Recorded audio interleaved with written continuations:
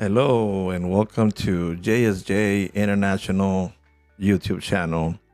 If you're an importer, custom broker, or trade professional, today's topic is crucial for your business. We'll be dividing into CBP Prior Disclosure. What is it? Why it matters? And how it can help you avoid hefty fines. A prior disclosure allows you to voluntarily correct customs violations before CBP discovers them, potentially saving you from serious fines, but you need to understand the process, eligibility, and risk before making a move. Stick around until the end because we'll be sharing step-by-step checklists to help you submit a solid prior disclosure. Let's get started. What is a prior disclosure? A prior disclosure under 19 U.S. Code 1592 allows an importer to self-report a customs law violation before, obviously, CBP starts doing an investigation. Okay, it has to be before. Remember that. You cannot file a prior disclosure if an investigation already started by Customs and Border Protection. It has to be before that, before they do the findings for you. You got to be careful with that, okay? Obviously, this could include, filing a prior disclosure can include, obviously, misclassification of goods, undervaluation, country of origin, discrepancies, failure to declare, assess royalties, or any other expenses. By voluntarily disclosing these errors, importers can reduce penalties and demonstrate compliance. Okay. The other question that they normally get to ask is like, who can submit a prior disclosure? Obviously, who can? It's importer record, customs brokers, exporters, manufacturers, freight forwarders, if responsible for documentation. Only those with direct knowledge of the violation should submit the disclosure. Okay, so you got to understand who's going to submit the prior disclosure.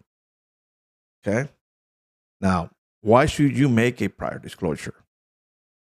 Obviously, why? To reduce penalties, avoid major fines. It shows good faith compliance, shows CBP you take compliance seriously.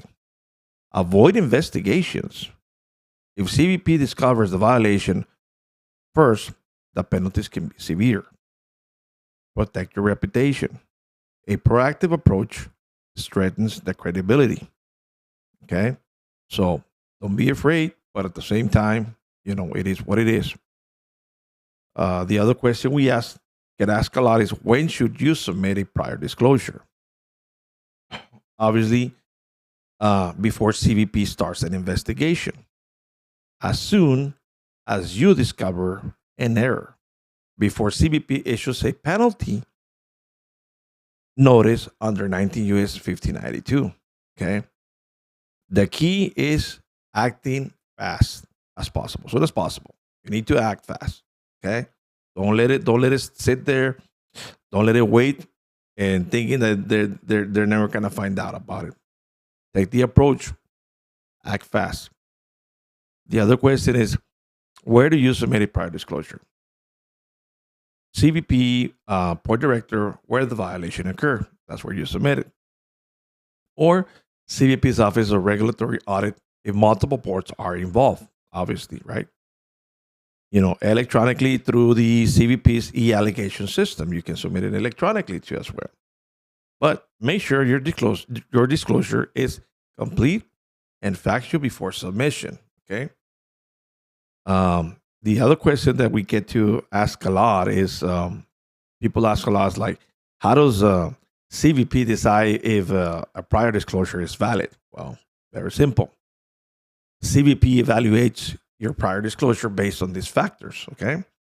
Was it voluntarily? Filed before CBP starts an investigation?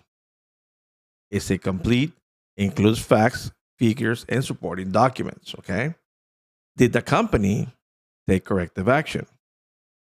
Does it comply with 19 U.S. Code Federal Regulations 16274? Obviously, if these conditions are met, CBP is more likely to accept your disclosure and reduce the penalties. Okay, but you gotta understand, you gotta follow those protocols. So um, again, just a little recap is just remember that when you're gonna file a prior disclosure, make sure you file it before they commence an investigation, because otherwise, um, it's not gonna. Just try to avoid getting the most expensive penalty that they can assess to you, and try to do your best practices. So here we go. What are the best practices for a successful disclosure? Obviously, what? Conduct internal audits regularly. Ensure complete and accurate documentation. Act quickly once you find an error. Consult with customs compliant experts. Okay, so you better be sure you do customs compliant experts. Okay, because other than that, is like you're gonna be facing the same problem. Either talk to your broker or talk to anybody that is handling your entries. Okay.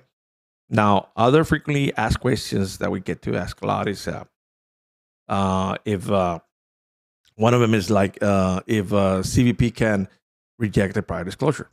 Obviously, yes, if it is incomplete or if an investigation was already in progress. Okay, so you got to make sure that it's not in progress. Okay. The other question is, can I amend my disclosure after submitting it? Of course, yes, you can provide additional details if needed. Okay, don't be afraid. Does a prior disclosure guarantee no penalties? That's a good question, right? No, but it significantly reduces the risk of severe fines. Meaning what? That you know you're gonna get lower probably fines. So again, um, here's a little bit of a checklist of a prior disclosure. Okay, before submitting your prior disclosure, make sure you have a statement of facts detailing the violation, entry numbers and dates affected, calculation of lost revenue if applicable, corrective actions taken, all supporting documentation, payment of duties and interest. Okay, following this checklist ensures a strong, complete prior disclosure.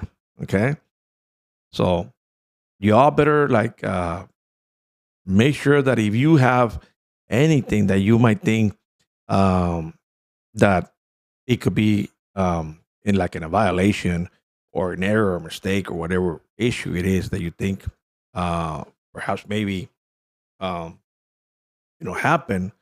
Again, don't be afraid to file a prior disclosure, because it's better to file it than not to file it, because again you're gonna be going through a lot of problems. You're gonna be facing a lot of problems, and again, more than anything, the penalties are very severe, and obviously don't encounter don't give the opportunity to CBP, to Customs and Border Protection, to think otherwise of the company. Again, you gotta maintain reputation within the company.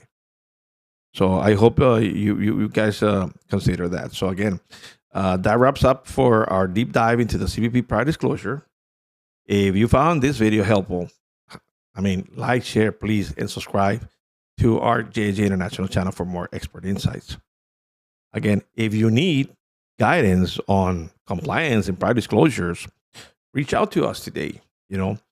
And again, we're gonna give you and tell you and tell you again, thanks for watching, and stay proactive in your trade compliance efforts.